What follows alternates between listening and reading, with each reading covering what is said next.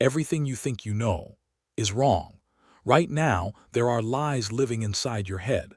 Lies planted by textbooks, politicians, and institutions that benefit from your ignorance. Lies that control you. From the food you eat to the history you were taught, powerful forces have spent centuries crafting narratives that serve their interests, not yours. And the most terrifying part, you believe these lies so completely that you'll probably defend them. As Mark Twain once observed, it's easier to fool people than to convince them they've been fooled. Today, we're going to shatter 10 of the most persistent lies in history. Lies about ancient civilizations, lies about your own body, lies about events that shaped the modern world. By the end of this video, you'll never look at history the same way again. The question is, are you ready to have your reality dismantled? Medieval. You've been told the Middle Ages were 1,000 years of ignorance. A dark period where humanity forgot everything the Romans knew and wallowed in superstition. Dark Ages myth. This is perhaps the most successful propaganda campaign in history, and you fell for it. The term Dark Ages was invented by Renaissance scholars who wanted to make themselves look brilliant by comparison. The truth: medieval Europeans invented the university system. They developed advanced architecture that still stands today. They created banking, insurance, and international trade networks. They preserved and expanded upon Greek and Roman knowledge. The Islamic Golden Age was happening simultaneously, with scholars in Baghdad, Cairo, and Cordoba making revolutionary discoveries in mathematics, medicine, and astronomy. As historian Rajan Pernaud wrote, the Renaissance did not invent civilization, it simply took credit for what came before. The printing press, eyeglasses, mechanical clocks, windmills, the blast furnace, all medieval inventions. So why were you taught this lie? Because the victors write history, and the Renaissance was very good at marketing itself. But this is just the appetizer. What if I told you the lies about your own senses are even more insidious? 5 senses lie. Since kindergarten, you've been told humans have 5 senses: sight, hearing, smell, taste, touch. It's one of the first facts drilled into every child's brain, and it's completely wrong. 5 senses is false. You have at least 21 senses, possibly more. Close your eyes and touch your nose. How did you know where your nose was? That's proprioception, your sense of body position. Feel hungry? That's interoception. Know which way is up without looking. That's your vestibular sense. You can sense temperature, pain, pressure, acceleration, the passage of time. Your body is a sensory machine that ancient Greek philosophy massively underestimated. Aristotle counted 5 senses over 2,000 years ago, and we never questioned it.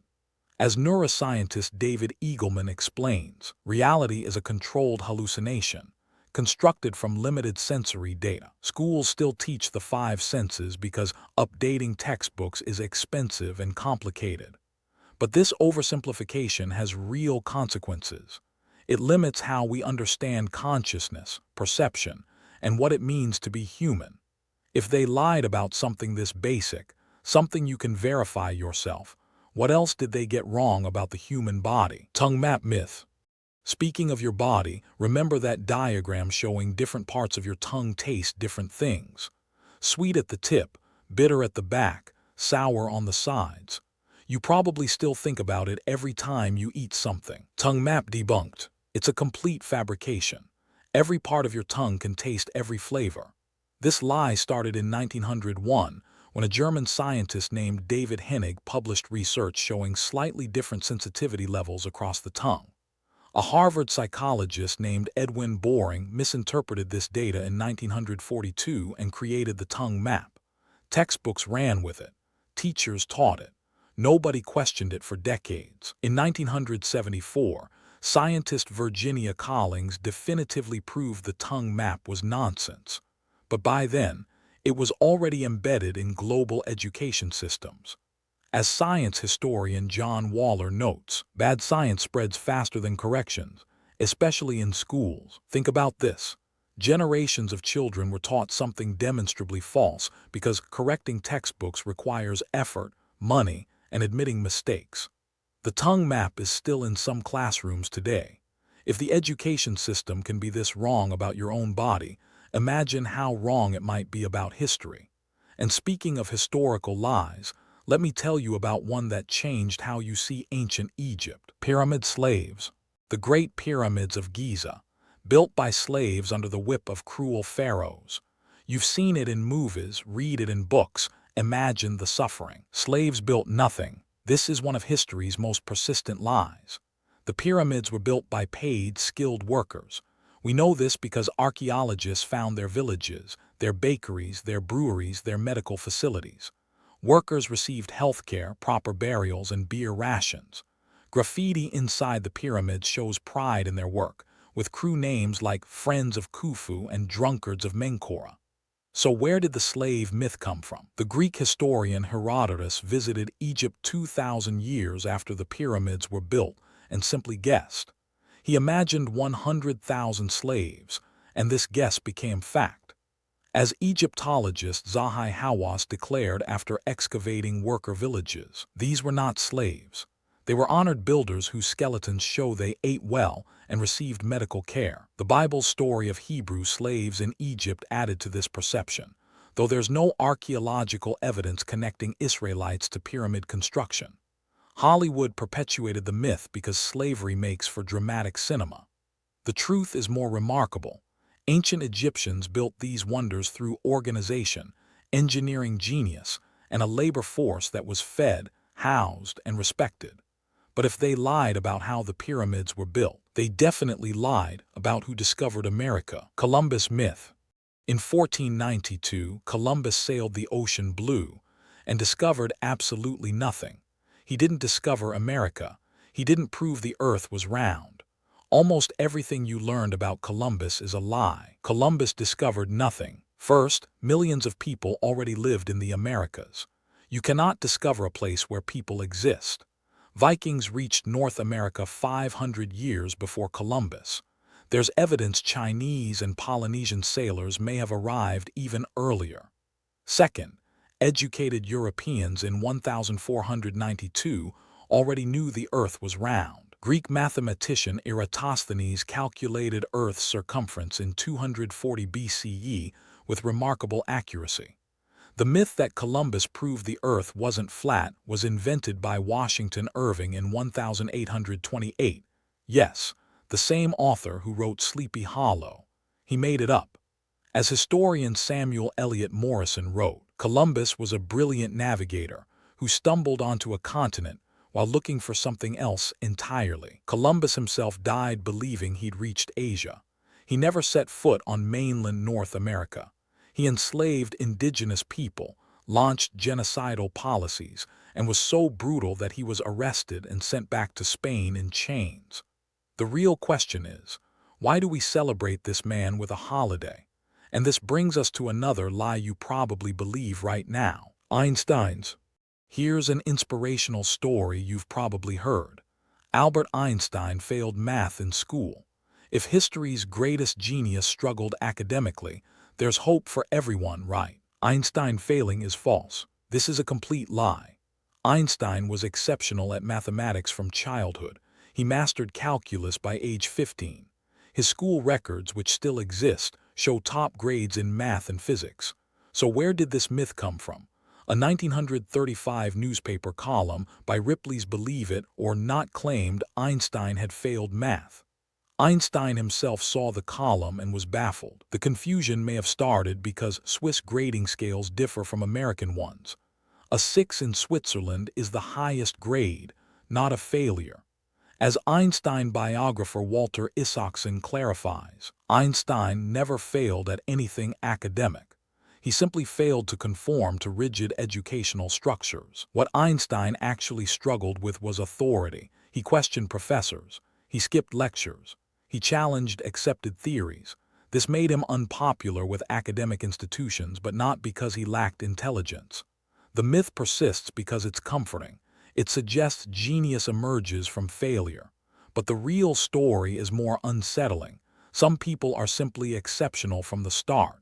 Speaking of exceptional lies, let me tell you about a war crime disguised as heroism. Napoleon's. The Napoleon complex. It's named after history's most famous short man, the tiny emperor who compensated for his height with military conquest. Except Napoleon wasn't short at all. Napoleon was not short. Napoleon stood approximately 5 feet 7 inches tall, average height for a Frenchman in the early 1800s. Some records suggest he may have been even taller. So why do we think he was tiny? British propaganda. During the Napoleonic Wars, British cartoonists depicted Napoleon as a small, angry man to mock their enemy. The caricatures were so effective that they shaped historical perception for centuries. Adding to the confusion, French inches were longer than British inches. When Napoleon's height was recorded as 5 feet 2 inches in French measurements, British newspapers reported it without conversion. As historian Andrew Roberts explains, the British propaganda machine was so effective that it still defines how we see Napoleon today. Napoleon's imperial guard were selected for being exceptionally tall, making him look shorter by comparison in paintings. His nickname, Le Petit Caporal, the Little Corporal, was a term of endearment from his soldiers, not a reference to his size. The Napoleon complex, ironically, should be called the British propaganda complex. And speaking of propaganda, there's a lie about World War II that changes everything. Carrots. Eat your carrots, they'll help you see in the dark. Your parents told you this. Schools reinforced it. It's common knowledge passed down for generations. Carrots for vision lies. It's a lie invented by the British government to hide military secrets. During World War II, the Royal Air Force developed radar technology that allowed pilots to detect German bombers at night. This was classified information. The British needed to explain why their pilots were suddenly so effective in darkness. Their solution: spread a rumor that carrots gave pilots superhuman night vision. The Ministry of Food launched a propaganda campaign promoting carrots as miracle vegetables. Posters, radio programs, even Disney characters promoted the myth. As food historian John Stolarczyk documents, the carrot myth was brilliant propaganda that served two purposes: hide radar technology and encourage citizens to eat homegrown vegetables. Carrots do contain beta-carotene, which your body converts to vitamin A. Vitamin A is essential for vision, but eating carrots won't improve already healthy eyesight or grant night vision. The lie worked so well that parents worldwide still tell their children to eat carrots for better eyes, 80 years after the original propaganda campaign. If governments will lie about vegetables, imagine what they'll lie about regarding major historical events. Human memory. Your memories are recordings of events. Like a video camera in your brain, they capture what happened and store it faithfully. When you remember something, you're accessing that recording. This is how most people understand memory. Memory is not video. It's completely wrong. Every time you remember something, you're essentially rewriting that memory. Your brain doesn't store memories like files. It reconstructs them from scattered fragments, filling in gaps with imagination, assumptions, and current beliefs.